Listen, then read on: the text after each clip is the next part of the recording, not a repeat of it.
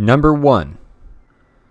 The first thing you want to do is take your main road tool, which is a 2-lane road, hook it up to the 2 highway connections, and just run it out pretty far, not very long, because you want to keep it simple. You want to maintain a low amount of cost on everything in the start of the game.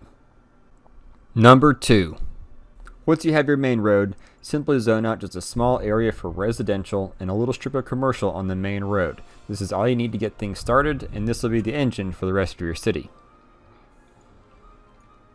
Number 3. When picking a power station, go for the windmill. I know it's tempting to use a coal power plant, but the windmill is a very cheap option unless you have no wind in your area. Then you will have to use the coal power plant, but ideally, just use the windmill. As long as you can get at least 7 megawatts out of it, that's all your town is going to need until you build out an industrial district. Number 4. When placing your water intake and output pipes, be sure to have the intake and output near each other and also near the town. As long as the output pipe is downstream of the input pipe. You don't want to be sucking in that poop. That's bad. And you also want to make the pipes as short as possible. Pipes do get expensive, and running those pipes all the way across the map will make it even more expensive. Number 5. In the beginning of the game, only build the services that you have to have. Don't build a fire station until a building catches on fire. Don't build a police station until crime gets out of hand. And don't build a hospital until people get sick. And don't build a graveyard until people start dying.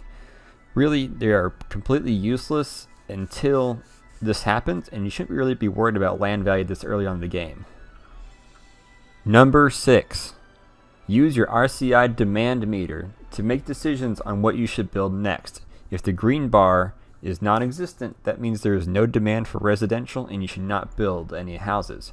If the residential demand is the middle way up, that means you have a moderate demand, and you could probably build a small neighborhood and expect to have it filled quickly. And if you have a bar that is completely full, you can expect to build a large area of this zone and it will fill up fully. Now, this only really applies to early game. Later on, you can plan out neighborhoods and city areas in advance, but early on, you don't want to pay for those pipes in those roads. And that about wraps it up. I hope these 6 tips have helped you all out a lot. I know that this is pretty much the basis for which I build all of my cities, and I follow it to a T every time. Now, thank you so much for watching. I'll see you all next time. Also, be sure to like, subscribe, comment, all the good stuff. See ya.